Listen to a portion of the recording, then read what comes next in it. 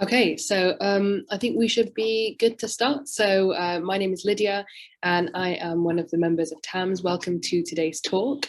So today our talk is going to be all about choosing deaneries and a little bit about UKFPO and ranking foundation jobs and the sort of things you guys are probably worried about as sort of medical students later on in your medical degree.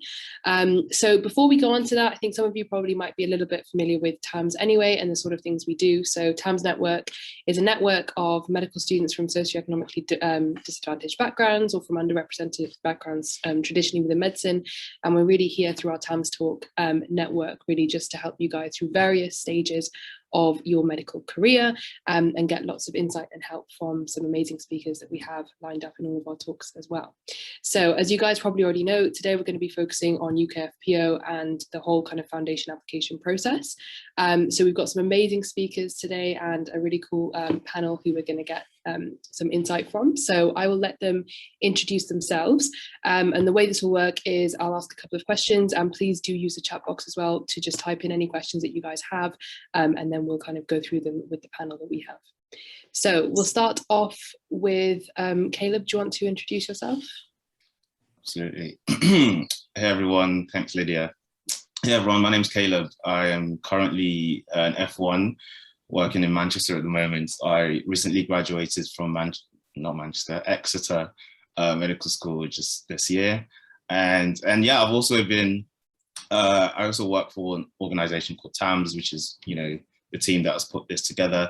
So yeah, I'm looking forward to tonight. Yeah, I'm excited. And yeah, I think it should be a good one. I remember when I was, you know, applying, trying to sort out all the job situations as well. So I thought it'd be helpful to put this together to have a discussion. So yeah, thank you so much, Lydia.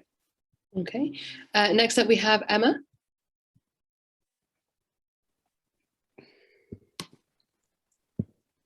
Sorry. Hi there, I'm Emma. I'm also an F1 in Bristol at the moment, and I also graduated from Exeter last year. Like Caleb, I remember the process being quite stressful. So if we can just help, just make the process a little bit easier for you guys, that would be great. Okay, and finally we have Toby. Hi everybody, my name is Toby. I'm an F2 in Hull, currently working in A&E, currently doing an academic foundation program in medical education. And similar to all the speakers today, this time was a very stressful time. Lots of different things going on, SJT, interviews, rankings. So if we can help in any way, we'll be happy to. Okay, thank you everyone. So I'll kick off with our first question, which I think kind of ties in quite nicely with what you guys have already talked about. One of the things that people worry about most is ranking the deaneries and sort of how to do that strategically / according to maybe where they want to go versus EPM and all of those sorts of things. So what sort of factors did you guys take into consideration when you were ranking all of those deaneries on UKFPO? Yeah, I'm happy to go first on that. So I think the way I approached it was, first of all, I wanted to be, as I said, I spent 6 years in Exeter, and whilst loved Exeter, it was an amazing time. I think I knew that I wanted a change of scene and I needed a change of scenery. I wanted to be in a sort of bigger city and a place that was just a bit more diverse. So for me, location was like a #1 priority for me. So I think that helped me rule out a lot of places. And then, so it was that for me. So it's like, okay, the location was important, but also I wanted a particular specialty. And I know they talk about kind of picking one or the other, but I wanted to make sure because I'm quite interested in anesthetics and ITU. So I wanted to make sure I got a job in that specialty, a foundation job. So that affected, those are the factors that I took into consideration basically in ranking my jobs, was the location of the hospital, as well as making sure I was able to get the job that I wanted. So yeah. Thank you. Emma and Toby, do you have anything? Yeah, I'm happy to also say I, much like Caleb, wanted a change of pace, but knew that I wanted to be in a city. And for me, I wanted to be in a bigger hospital, which probably factored in slightly in terms of thinking about where I went and which deaneries had those hospitals. They're a bit bigger, but then also ultimately wanting to stay somewhere that's pretty. So I think I was also very much guided by location. And I think I would say I didn't get too caught up in worrying about EPM and all that stuff, because although it's important, the SJT can be a bit of a randomizer. And I think you sometimes just have to I don't know if you guys would disagree, but just have to go for it, because there's no way of knowing what your final score is going to be. And you just kind of have to risk it. I think for myself, I'm a little bit different. So I didn't actually end up ranking deaneries in that sense, because I had received an AFB offer before all of that stuff came down. So I had done the SJT, I had done all of those things, but I had accepted my offer. So I didn't need to go through and rank all of those jobs. But from people I know who I was around who were in that process, similar to what Caleb and Emma said, it's very much either you have to kind of consider what's more important to you sometimes, whether it's location or jobs. So for certain people who wanted to do obs and gynae, they just wanted an obs and gynae job, they were less reliant on location, for example. Or if they were applying to a very competitive place and perhaps their score, they had an idea it wouldn't be as good, they would know that, okay, if obs and gynae means more to me, then the location doesn't matter as much. Do you know what I mean? So I think first and foremost is, where do you want to be? And does that matter to you as much as the job that you're doing? Yeah, that's what I'll say. And following up on from that, in terms of kind of really specific jobs, would you say there are certain specialties or jobs that are much harder to get hold of, where you have to make a much bigger compromise compared to something like general surgery, where you can probably get that anywhere, or in most places? Which ones would you say are the ones that are pretty hard to get your hands on? I'd say that there are lots of hospitals that don't have F1s or F2s in certain specialties. So I guess obs and gynae was a good example, because they don't tend to have F1s, so that reduces your chances. Or like my hospital doesn't have any EDF1s. So it probably is, if you've got that set thing, it's probably worth just checking that deanery has F1s and F2s in those jobs. But yeah, I agree with that. I think It is really tricky, and no track is going to be perfect, and no deanery is going to be perfect, and it's one of those processes that you can get into an analysis paralysis where you can analyze, because there's so much information, you can analyze all the information to the max, and you'll end up not able to make a decision. So I think the jobs, with jobs, there are some jobs that just you just wouldn't get it. And as an F1, I suppose things like neurosurgery, even though I know people that are doing that as F1s, anesthetics, ITU is not the most popular one.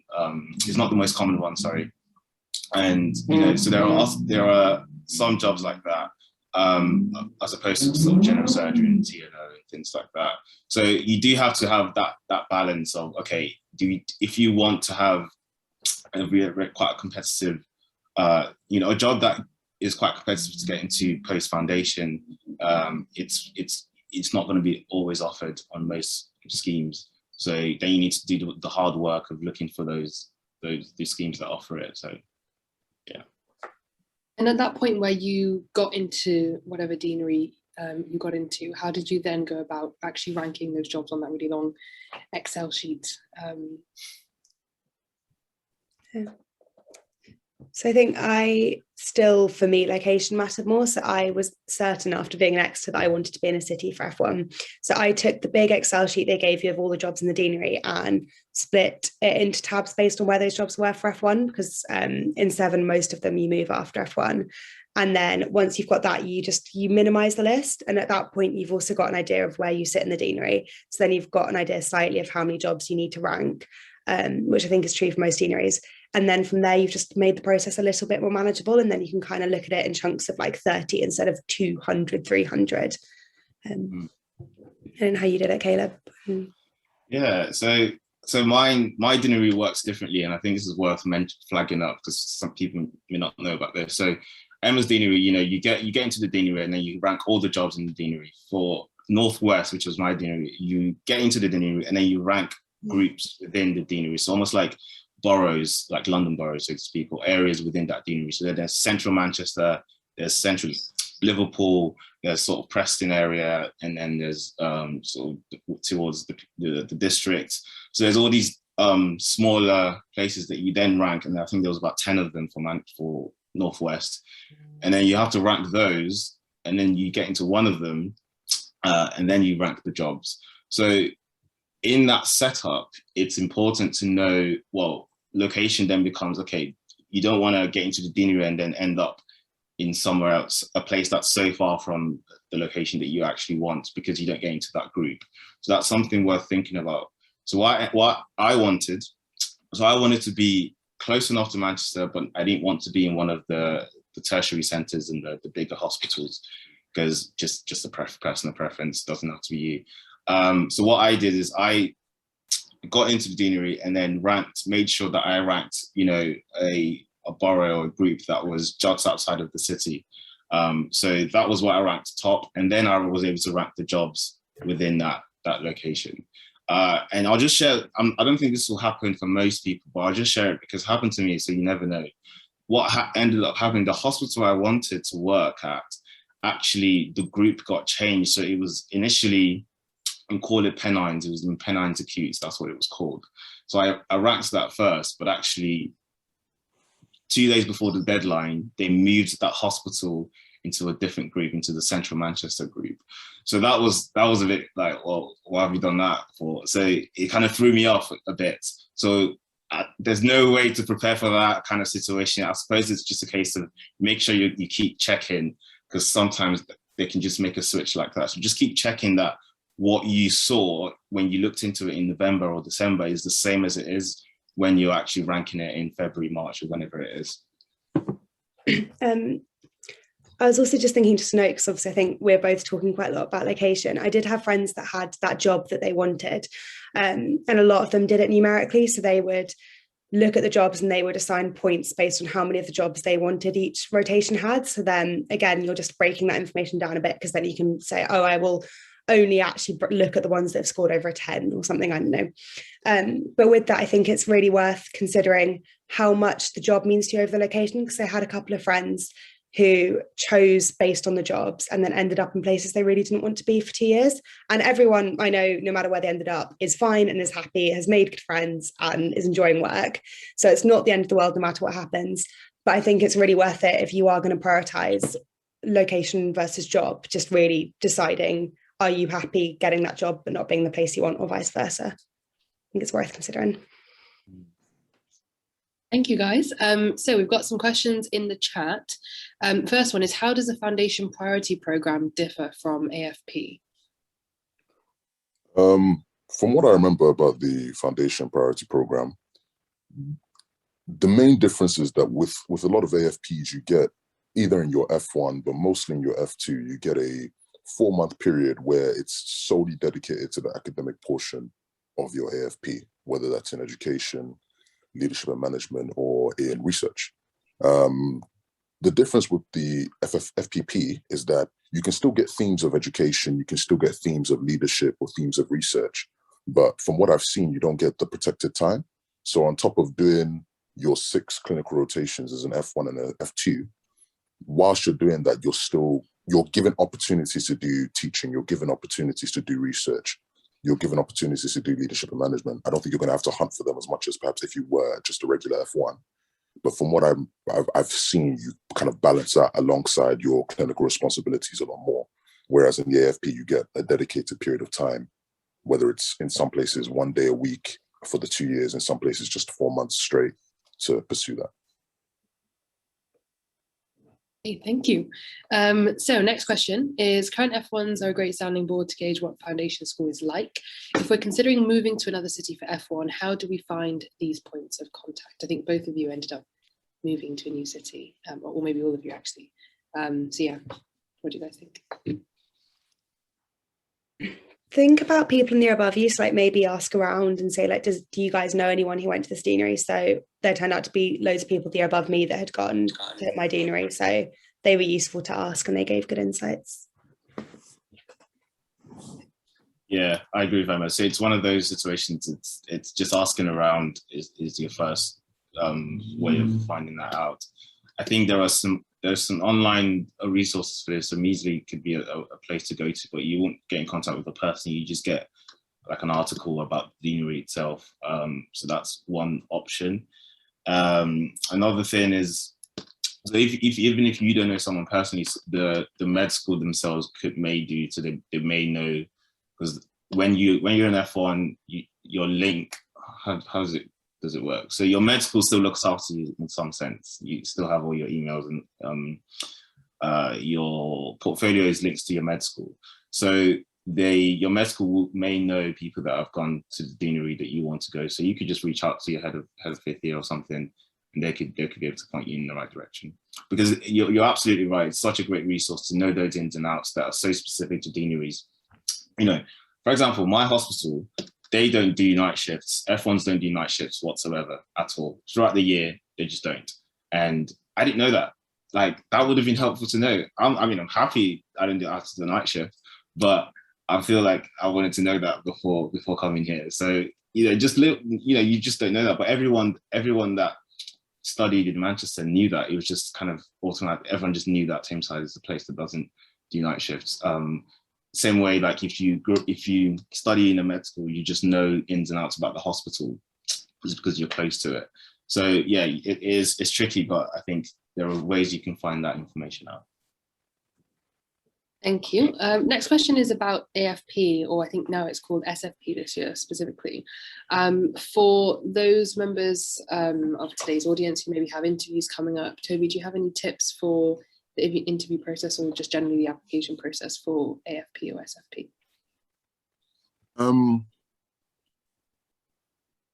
Yeah, so with the AFP, first and foremost, obviously, I imagine whoever's trying to apply for AFP as well as revise for SJT, I sympathize because it's a very stressful time. I remember it was a lot of stuff on top of SJT, on top of, I think, PSA. I was trying to do interview prep. So I think I prioritized my interview prep over my SJT at the time. I knew I would have a little bit more time after the interview was over to then prioritize SJT.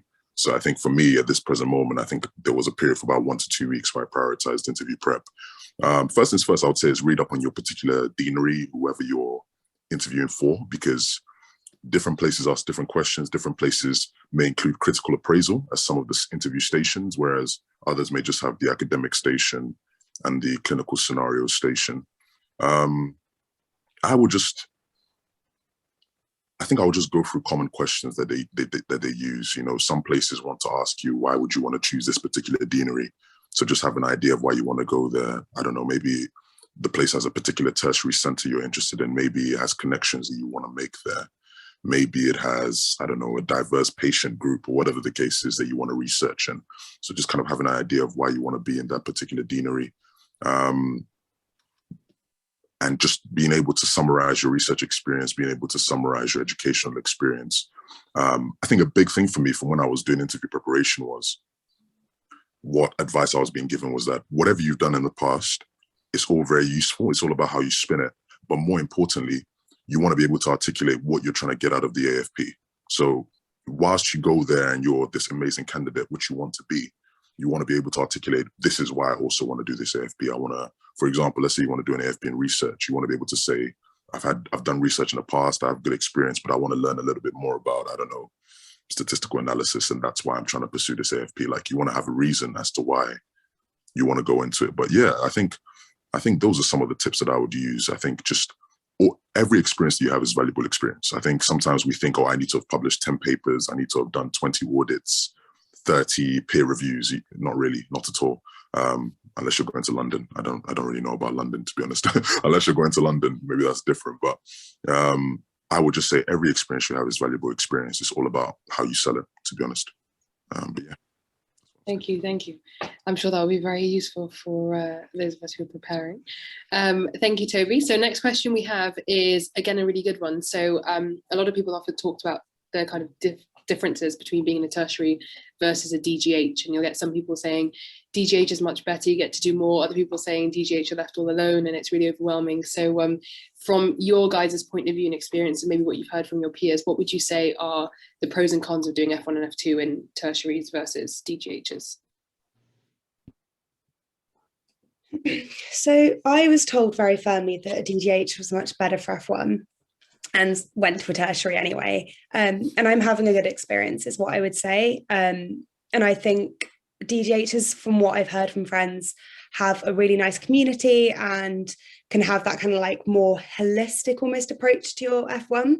But my experience in a tertiary centre has been is that it's been very social. There's been lots of senior support, generally because you get sicker patients, the seniors kind of have to be around more. And there's kind of quite good infrastructure there. So, but it's all I've known, so I don't know.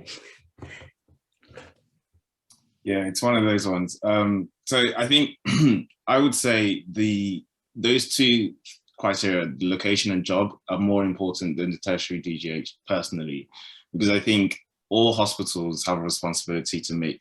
They're all trying to run the foundation program, and there's a lot of things that are so common between all F1s and F2s that your experiences will be largely similar, whether you're in DGH or tertiary center. That's first thing to say. Second thing, now there are still differences, just from what I've heard. And I'm working in a DGH at the moment. It's quite a small DGH, and there is that element of, you know, there's still senior support. It's not like they just let the juniors run around like doing all the work. There's still definitely senior support. However, because it's just smaller, they're not. Maybe they're just a little bit more short-staffed. So things you do find that when you're on call, for example, I've had F2s when they're on calls, they feel like, oh, this is probably pushing it a little bit, and so I think, in that regard, some people see that as a good thing. Some people want to be able to deal with, the general things rather than being in a more specialist center. I think ultimately, as I said, the location and the job that you want is more important than that. I think it might be slightly different. One thing that I've noted that's better in a tertiary center is that the quality of teaching is better, because the way your teaching in foundation works is that it's usually run by the consultants and run by the trainees in the hospital, in the trust itself, the staff in the trust. And usually in the specialist tertiary center, you will have people that are more kind of teaching focused or into like research, and probably just are more keen to do the extra teaching that is needed for the F1s and F2s. So that's one thing that I've heard, you know, is it can be better in the tertiary centre, but I still have good teaching. So again, it varies. I think I've only ever worked in a tertiary centre, but I've worked with a lot of colleagues that worked in DGHs. And the main difference I've seen is really just the support, or rather the level of responsibility they put on you. So whilst you're in the tertiary centre, you can cover, I don't know, 3, 4 wards, hold multiple bleeps. You know, I've heard from colleagues as F1s in DGHs covering 10 wards, you know, at night by themselves, and one reg covering another, you know, so it's one reg, one F1 covering 10 wards. And that's pretty regular actually across a lot of DGHs. So I think the main thing is just the clinical responsibility that they put on you is probably slightly different. Obviously the escalation is still the same. If you still don't feel like you know something, you still escalate to the reg. But the level of support, I think, is very, very different. That's what I would say. Okay, thank you, everyone. Next question I have. Yeah, go for it. I'm just put the button on that. I think one last thing to say is, obviously, if you want like an academic career in the future and you want to be able to, as well as do F1, F2, if you're not doing academic, you want to publish papers, you want to get involved in loads of research, then obviously a tertiary centre is a good place to go, because you just have the people that are involved in that right next door. They're probably going to be your consultants. So getting that kind of those personal links and affiliations obviously would just be easier in a tertiary centre. So, yeah. Thank you. So next question I had was, in terms of picking jobs as well as thinking about maybe what you want to do in the future, if you're perhaps not sure on specialty, are there any combinations or any jobs that you guys would recommend maybe opting for to kind of broaden your maybe clinical skills, or kind of just become a bit better clinically? Yeah, I'm happy to go for this one. So at the moment, I always describe my choice of picking a specialty as a horse race. And I think at final year, Emil knows this because she's had it before, but at final year, so in the horse race, it was anesthetics / ITU, and then it was GP, and I think it was ED, I think. Anyway, and I think, and I've had this advice told to me, that is that if you want to decide on a specialty, the best way for you to get an insight into it is obviously working in it. So I've now, you know, luckily been able to land a set of rotations that has all 3 of those jobs.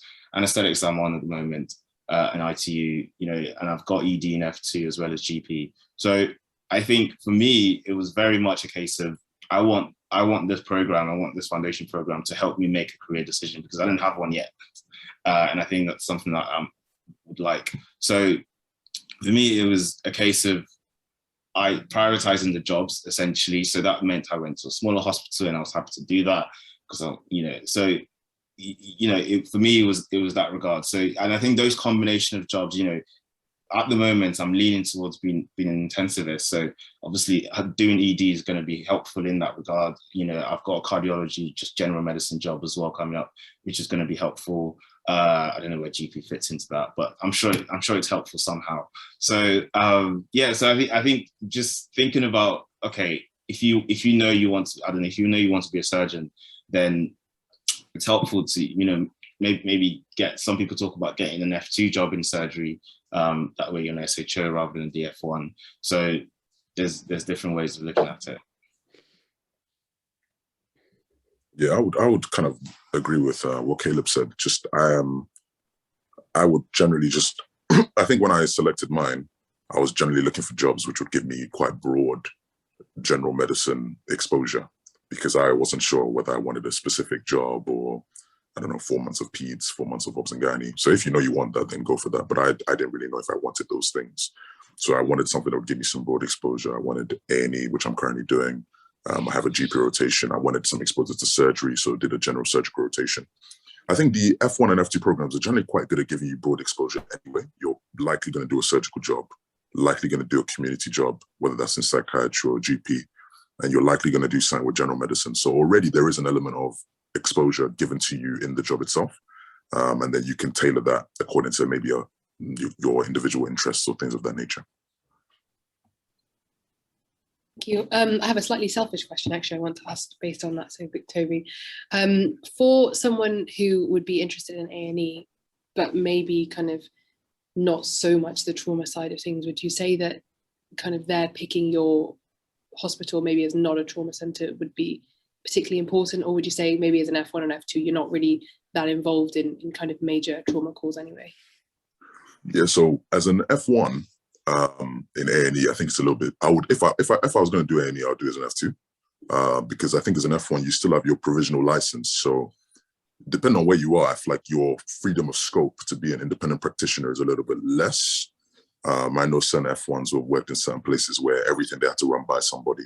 Whereas in a lot of EDs across the country, the moment you become an F2 and you have that full registration, you generally see, assess, and discharge people yourself, unless you think, okay, this is a bit sketchy, and then you go and talk to somebody about it. And in terms of resus and exposure to that, you have opportunities. So for example, my shift yesterday, I got a little bit of exposure to resus, but mainly you're in A&E majors, you're in A&E minors, and typically it's the registrars that go into resus. So unless you want to come in a little bit earlier, they offer like self-development time, sometimes integrated into your rota, which is like a period of time where you're not working and you can use that, whether it's in portfolio or sometimes you can use that and go into resus. So there is exposure and opportunity. I'd say if you want to do A&E, I would say get exposure to a major trauma center, just because that's where they tend to bring the big stuff. But at the same time, DGH is also quite useful as well. You see a lot of stuff, again, probably very independent if you're an F2 over there. So I think either is fine, but if you're trying to see like the major traumas and the cardiac arrests and, well, you know what I mean, I would say, yeah, I would go to a major trauma center just to get full exposure. Okay, thank you. We've got a question in the chat. Best deanery for GP placements? So I was actually thinking this with the last question too. When you get into a deanery, sorry, it's more about like once you're in the deanery, but they tend to do welcome events and like people from all the different hospitals speak about it and their experience.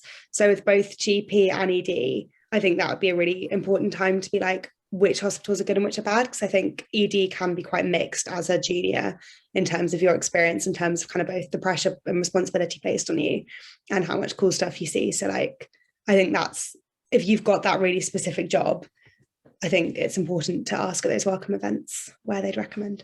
But sorry, I just have no idea which deanery is better for GP placements. I don't have it in my rotations. That's all right.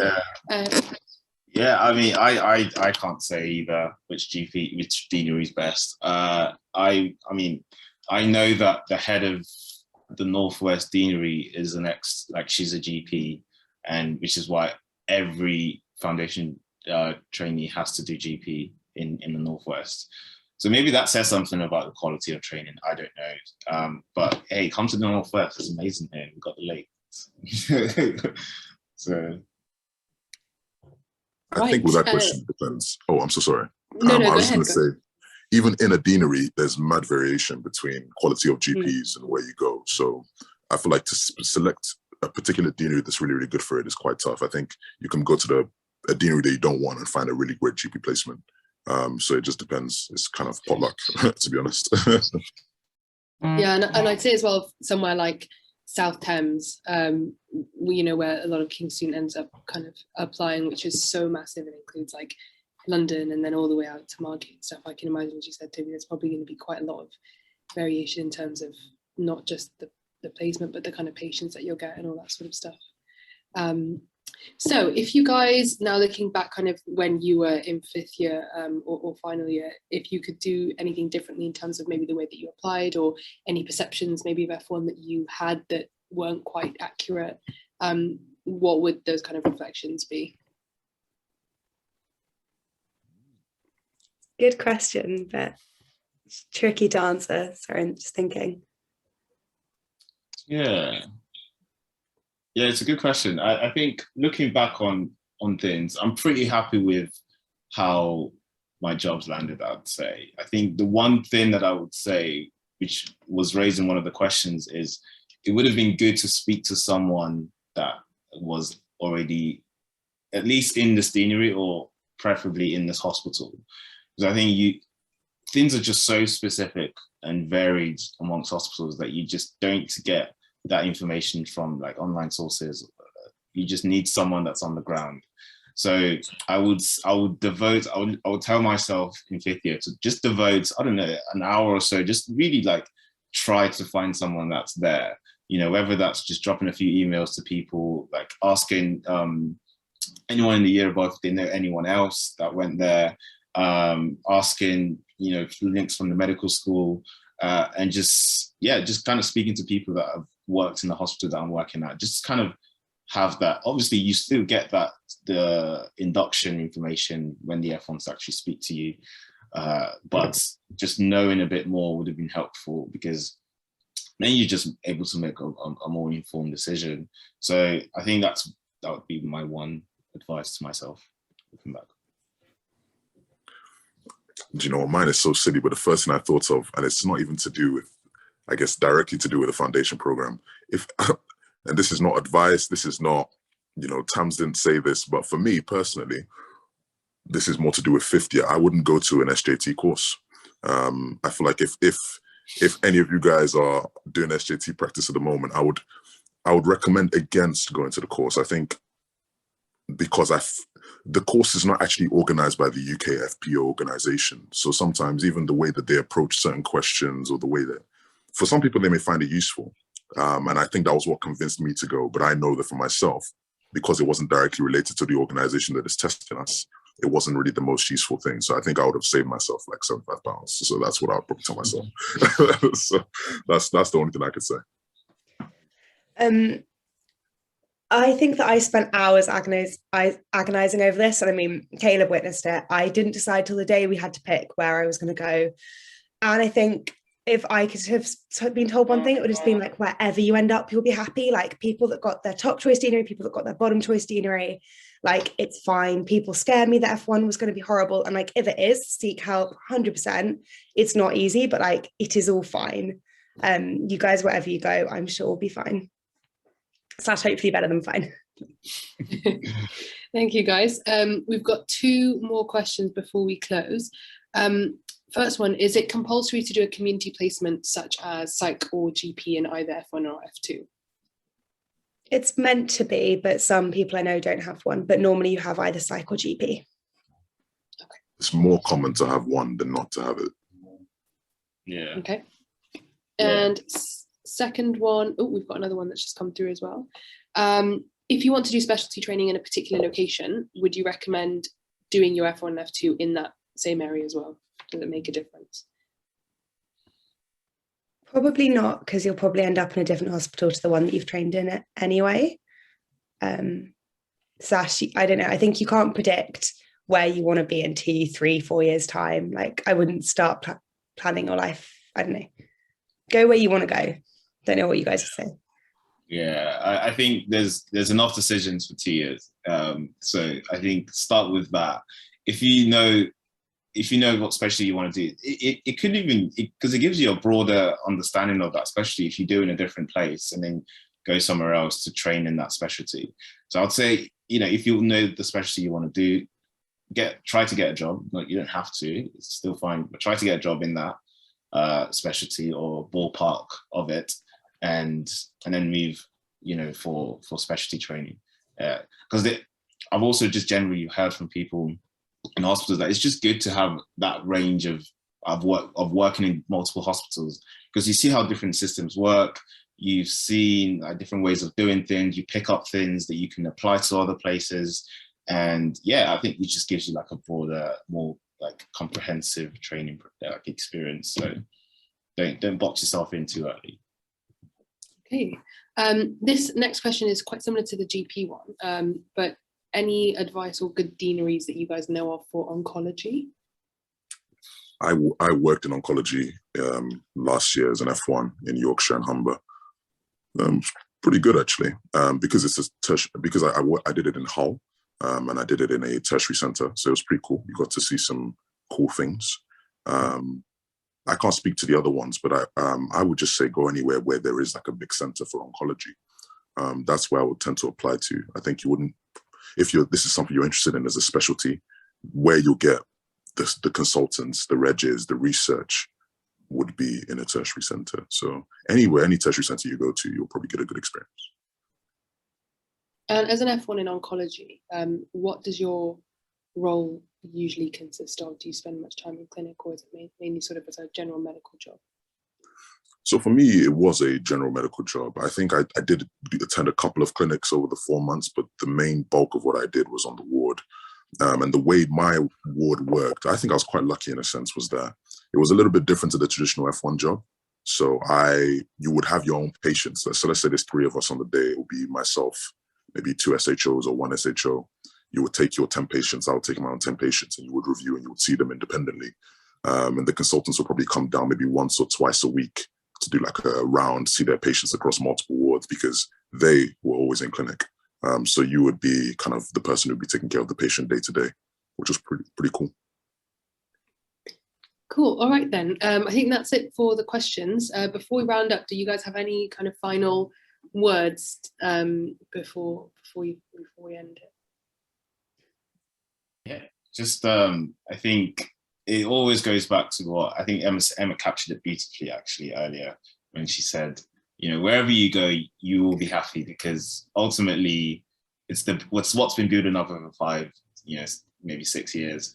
And, you start to get paid, you feel like you're part of the team, and you just know what's going on. And then obviously after your first job, you're getting into the groove of things, and you just kind of forget about the whole ranking fiasco time period. Because honestly, for us, it's, it had to take us like some time to actually think back onto it, because it feels like, now you're just kind of in the groove of things. You don't really think much about it. So I know it's tough because you're in it, and we were in it as well. And it's tough for someone to say it to you, but just be reassured that wherever you end up, things will just work out. Yeah, nothing else to add to both of those guys. All right. Well, thank you, guys. Thank you to all of our attendees for some really brilliant questions. And thank you, obviously, to the panelists as well for insightful and very uplifting view into F1 as well. So I'll hand over to Kareem, who will take over and give you guys a feedback form. Anything else you guys need from us, obviously, feel free to use the chat box. And thank you again to all of our panelists. Amazing. Thank you. And thank you, Lydia, for hosting beautifully. Thank you.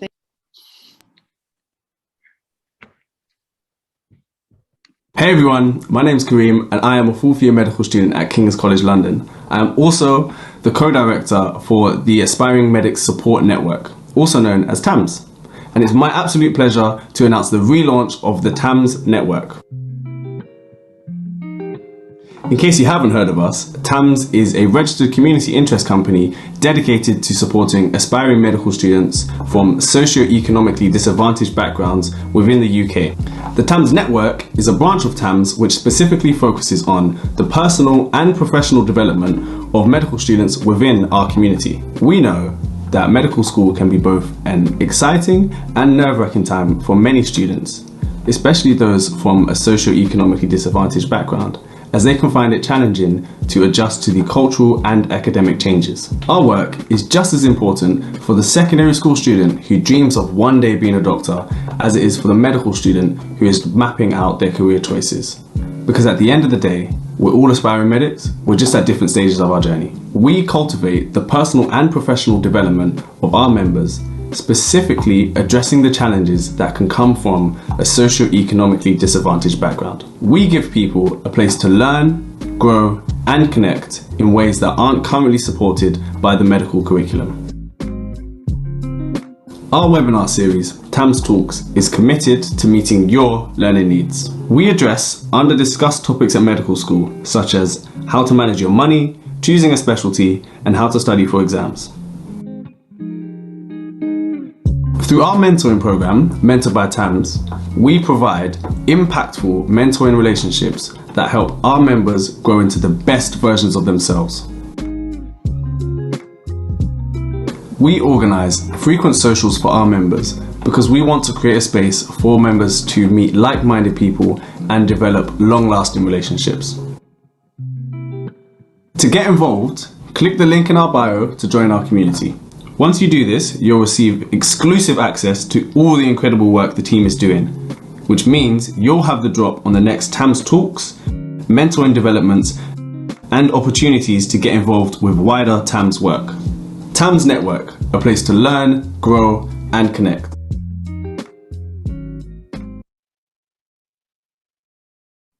Amazing. Thank you, Kareem. So everyone, thank you so much for coming tonight. We'd appreciate if you just scan this QR code just to drop some feedback for the organization of the talk, for anything you want to mention to the speakers, anything at all, and we'd very much appreciate. It only takes a minute of your time. And once you scan that and you're filling that in, just feel free to enjoy the rest of the evening. Thank you so much for coming. Thank you to our panelists. Thank you for Lydia. And yeah, this has been another Times Talks, and have a good evening, everybody.